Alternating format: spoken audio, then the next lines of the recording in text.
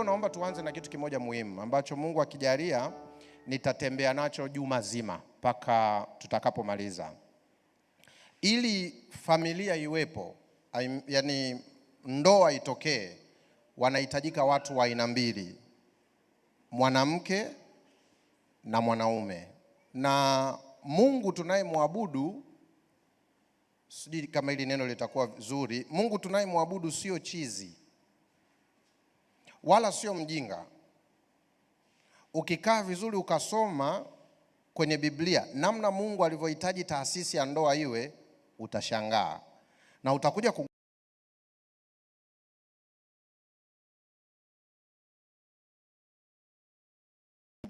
sana kwenye ndoa. Wakina mama mnielewe vizuri, sina maana mwanamke sio muhimu. Na maanisha nini? Kabla Mungu hajamuumba mwanamke, alianza kumuumba mwanaume.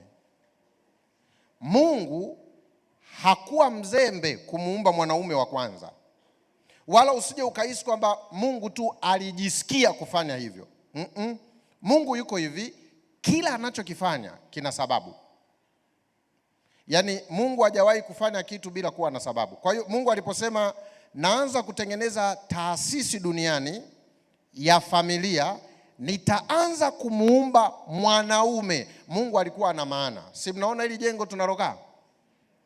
Hili jengo tuko humu ndani lina foundation, lina sijui niitaje, lina msingi wa hili jengo. Hili jengo lisimame juu liwe zuri, lazima iwepo foundation. Na wanaotengeneza majengo anaweka nguvu nyingi sana, akili nyingi sana kwenye kutengeneza huu msingi wa jengo. Juzi nilikuwa napita Kariakoo, nilikuwa na engineer mmoja, nikapata bahati ya kuingia kwenye gorofa ambalo ndo anaanza kulitengeneza. Shimo ambalo amelichimba kwenda chini ni la gorofa 4. Yaani shimo lililoenda chini litakalobeba jengo linalokwenda juu ni la gorofa 4. Ikabidi nimuulize kwamba kwa nini mnachimba shimo kubwa kwenda chini? Akaniambia kwamba gorofa zinazopanda juu zinategemea sana msingi unaokwenda chini. Wakikosea kwenda chini, maana yake gorofa likisimama litaanguka.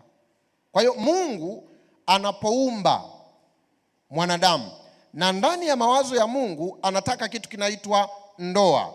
Anapochimba jengo familia Mungu, kuchimba kwenda chini alimchimba mwanaume, kupanda juu ni mwanamke, watoto na wengine wote. Kwa mantiki hiyo, mwanaume ni muhimu sana kwenye jengo linaloitwa familia. Narudia tena wakina mama, haina maana nyinyi sio muhimu. Wewe unisikilize tu wiki hii mpaka tutakapomaliza. Kwa hiyo cha kwanza nilichotaka kiingie kichwani, wanaume mliokuwako hapa, wewe sio mwanaume kwa kuwa na jinsia tu. Wewe ni mwanaume uliobeba jukumu kubwa sana. Na ngoja ni wa challenge, sijui kama nyinyi mnaona. Ukitaka kuamini mwanaume ndio foundation na shetani apigi mwanamke, anapiga mwanaume. Umewahi kuingia kwenye social media hizi tunazoangalia, Insta, TikTok, WhatsApp status? Sehemu kubwa ya video nyingi zinazowekwa hazimwataki mwanamke, zinamwataki mwanaume. Unaona wasanii leo dunia tulionao, sio tu Tanzania, nyimbo anazoimba utakuta mwanaume msanii wa kiume kavaa vizuri, wakati mwingine kavaa suti, lakini utakuta binti amevaa nguo za chumbani, yuko labda na nguo ya ndani na ameinama anakatika. Pale anachowinda sio mwanamke, anachowinda ni mwanaume, kwa sababu shetani anajua ili jengo lianguke na paswa nipige foundation. Nikipiga foundation jengo litaanguka. Na ndio maana sasa hivi kuna wanaume wameamua kuwa wanawake, wanaitwa mashoga, kwa sababu shetani anajua kabisa nikimdestroy tu mwanaume, mwanamke hawezi kusustain na nitakuwa nimeharibu taasisi inayoitwa ndoa. Kwa mantiki hiyo, laiti binadamu tungekuwa na akili timamu, tungetumia nguvu nyingi sana kwenye kudili na wasiooana kuliko waliooana. Sijui kama nimeeleweka hili neno langu. Kwa nini nasema hivyo? Wengi waliooana wameoana wakiwa wana matatizo. Msingi wa jengo hauko imara, na kwa sababu hiyo mwanamke anaoingia humu ndani naye anaingia kusuffocate. Niwape mfano ili unielewe kwa nini nasema msingi hauko imara. Kwa nini tunaoa? Angalia majibu yetu yalivyokuwa hayana adabu. Mtu atakwambia ninaoa kwa sababu nimechoka kuzini. Mwingine atakwambia ninaoa kwa sababu nimechoka kukaa peke yangu.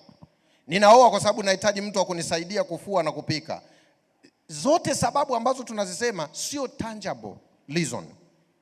Ukirudi kwa Mungu, sababu ya ndoa, ukimuuliza Mungu, kwa nini watu wanaoana? Mungu atakujibu hivi, nahitaji kizazi duniani. Kwa hiyo ambao ni mwanaume na mwanamke wanapokutana, target ya Mungu anataka aijaze nini? Dunia. Ndio maana anapohitaji kuijaza dunia, Mungu akiwa peke yake, kabla hajaumba mtu yoyote, anatengeneza programu yake Mungu anayoitaka. Ipi? Nataka nianze na foundation ambaye atakuwa mwanaume. Kutoka kwa mwanaume nitatengeneza mwanamke. Mwanamke na mwanaume watakutana pamoja, watatengeneza ndoa, na kutoka kwenye ndoa nitapata watoto, na watoto wataandaliwa kwa ajili ya ndoa. Kwa hiyo hicho ndicho Mungu alichoplani pale anaposema zaeni mkaongezeke. Lakini vijana wenzangu, tuulizane hili swali. Wakati Adamu anapewa mke, alikuwa amewahi kunanili? Mbona mnaanza kunicheka? Nimeuliza, mmeelewa kwanza kuna nili? Msijishaue hapa. Mmenielewa kuna nili? Hebu mlioelewa kuna nili mikono juu. Kuna watu wana dhambi za kusudi wewe. Yaani mtu kanielewa afu anakaza kwamba hapa sinyoshi wala nini. Adamu wakati anapewa mke hakuwa amewahi kufanya tendo la ndoa.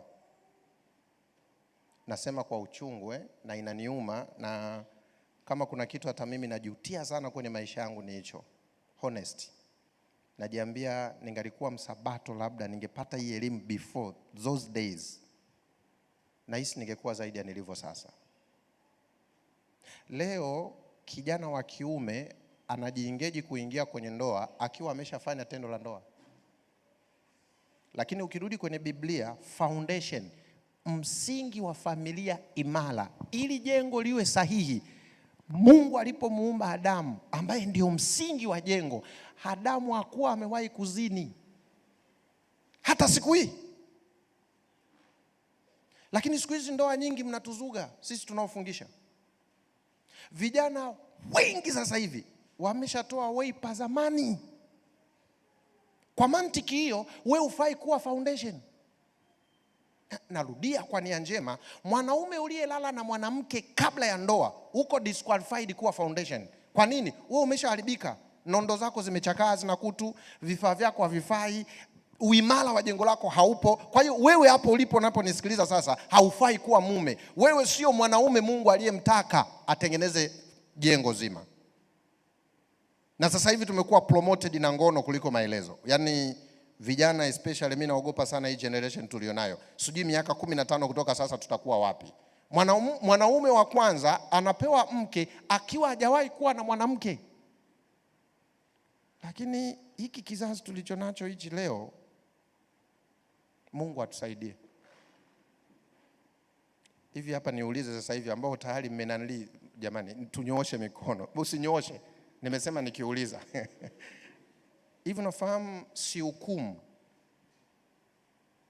Tuna uwezekano wa kuwa na 80% ya washiriki tulionao vijana ambao hawajaoa, hawana wanaume wao, na mwanamke hana usichana wake. Na kwa Mungu wewe uko disqualified kuwa mke. Na kwa Mungu wewe uko disqualified kuwa mume. Maana kupitia kwako Mungu hawezi kutengeneza foundation. Ili Mungu aweze kutengeneza foundation, ana aina ya mwanaume anayomhitaji. Na kwa sababu hiyo, wadogo zangu na ndugu wazazi mlio kwako hapa, juma hili mimi nataka tumwangalie mwanaume na mwanamke very deep. Na nataka nikuhakikishie, ukijielewa kwenye nafasi yako, ukaanza kuishi nafasi yako, wewe hata ukiingia kwenye ndoa itakuwa salama. Ndoa nyingi hizi mnazoziona mimi ni mchungaji na dili nazo, nyingi zimeshakufa, ila wanaishi pamoja. Kwa nini? Kwa sababu kabla mtu hajaingia kwenye ndoa kashakutana na watu kingono, kashakutana na watu 22. Na unajua hiyo ni idadi ndogo nimetaja. Hebu tuzungumzie magari. Anajaza ice. Ice mnaifahamu? Ice, mnaifahamu ice? Tutoke ice. Kuna mtu anaweza kujaza abudi. Sasa jiulize hivi, Tuje kwenye mfano wa kidunia ili unielewe. Kama umezoea kula ugali, dagaa, maharage na matembele, unakula mboga ngapi? 3. Ukioa maana yake kila siku ugali na nini? Na dagaa. Utaweza? Hauwezi. Kwa hiyo kumbe qualification, vigezo vya mtu wa kiume kuwa mume na mtu wa kike kuwa mke sio kuingia kwenye ndoa kama wengi tunavyokimbilia. Wengi wetu wanajua heshima ni kuingia kwenye ndoa. Nimeoa no, heshima sio kuwa kwenye ndoa. Heshima kuwa na vigezo vya kufaa kuingia kwenye ndoa kabla hujaingia kwenye ndoa. Kwa hiyo mtu aanzi kuwa mwanandoa akiwa kwenye ndoa. Na wengi wetu tumeharibikiwa akili, eti tunajua mimi nakuwa mwanandoa nikiingia kwenye ndoa. Na unakutana kijana anasema, "Wacha niutumie ujana kabla sijajifungamanisha na mwanamke." Hajui kwamba jinsi ulivyo kabla hujaoa ndivyo utakavyokuwa ukiwa kwenye nini? Naomba nirudie hili neno. Ndoa haimbadilishi mtu. Mtu anapaswa kuwa anavyopaswa, sio kwenye ndoa. Kabla hajawa kwenye ndoa anapaswa kuwa mwanandoa. Nimejaliwa mimi mabinti tupo nyumbani kwangu. Na wadada hapo watoto wa kike 3, nikimweka na mama yao na wambea 4. Wako serious kabisa hapo nyumbani. Nikiwa nimekaa sebleni, either hata saa hizi najua wananiangalia, either binti yangu akikatisha huwa na make some jokes kwa mke wangu. Naambia, "Unaona mke wa mtu amepita?" Si investi mtoto wangu apate mume mzuri. Napaswa kuinvesti mtoto wangu awe mke mzuri. Lakini sisi sijui dunia ikoje. Leo dunia mpaka malaya anataka asiye malaya. Yaani kuna kakijana kanisani kauni, lakini akasema mimi natafuta mwanamke anayejielewa. Na anasema kabisa aliyejituliza ndio ninayetaka nifaneje. Biblia inasema Mungu atakupa wa kufanana. Jiandae. Mimi nakuhakikishia, yani ngoja nikuhakikishie ili unielewe vizuri. Kabla hujafikiria kuwa na mwenzi unaomtaka, ingia chumbani kwako leo, funga mlango, nenda kwenye dressing table, jiangalie, halafu jiulize, mimi naweza kujioa? Hivi najua kuna mtu, nimewahi kufanya hiyo hapa, sitaweza kufanya kwa ajili ya muda. Kuna mtu ukimpa karatasi 2, aandike tabia zake nzuri, aandike tabia zake mbaya. Chukua ile tabia zake nzuri ifiche, mpe ile tabia zake mbaya, afu muulize, "Huyu ni mwanamke, utaoa?" Hivi najua wewe mwenyewe unajikataa. Unasema, "Pastor huyu hafai." Lakini mtu huyo akipiga magoti, "Baba wa mbinguni, wewe ni Mungu usiyeshindwa. Nipatie mke mwema, tena awe na usichana katika jina la Yesu." Eti lisilowezekana kwa wanadamu linawezekana kwa nani? Wewe ni mshenzi na utapata mshenzi mwenzio. Kwa hiyo niwaombe juma hili tusiwekeze nguvu sana kuangalia mtu gani sahihi. Tuwekeze nguvu sana kujiangalia, wewe ni mtu sahihi?